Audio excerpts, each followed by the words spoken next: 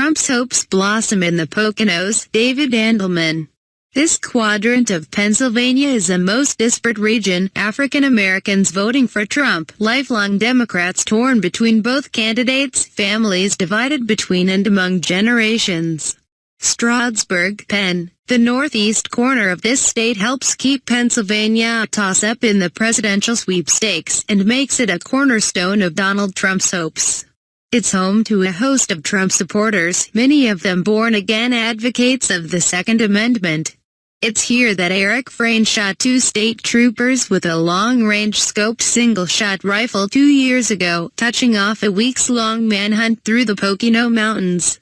There are mountain folks here that still sympathize with Frayne and believe devoutly in their right to bear arms. So, it was with some interest and trepidation that I set out to follow around a Clinton for President canvasser and discovered some very peculiar and unsettling electoral anomalies. First were the supervisors who signed us in and sent us out, a recent college grad from the University of California at Santa Barbara, another young woman from Birmingham, Alabama.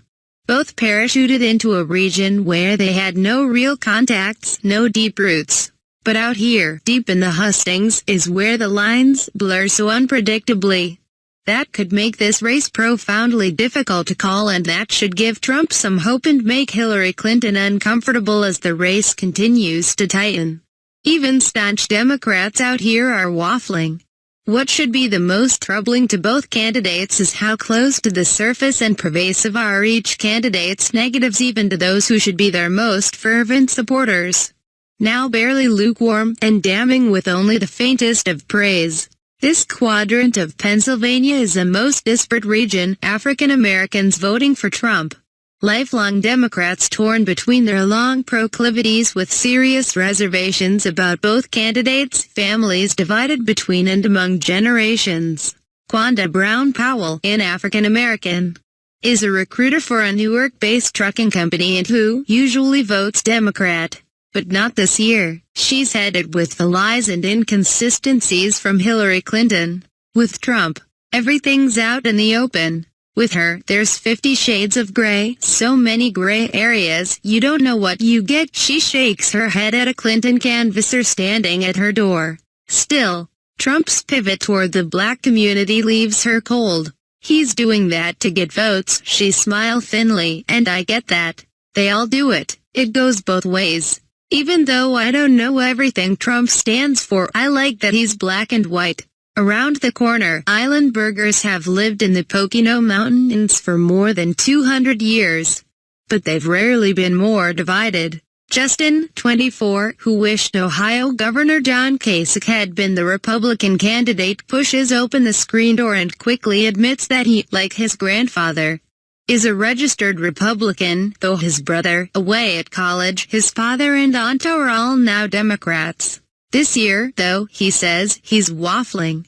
Amid his concerns that what with the media and insurance companies and the medical industry, we're not in a good place in this country right now. But Trump, he senses, has more of the answers he's seeking.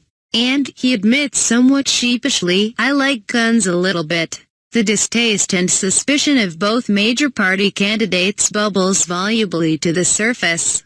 For some there are old prejudices that are deeply implanted and have nothing to do with emails or foundations. I have to get my thoughts in line, admits Rose Felker, who has been a lifelong Democrat but is for Clinton. Her husband was running around and she did nothing about it, she says slowly. That bothers me. That still sticks in my mind. Several Hispanic families express quite vocally their refusal to vote Trump under any circumstances. Richard Rivera, whose family are lifelong Democrats, even registered as a Republican, so in the primaries I can vote for the weakest one. A carpenter contractor. He's even worked on a number of Trump building projects in New York. I've worked for Donald, he smiles.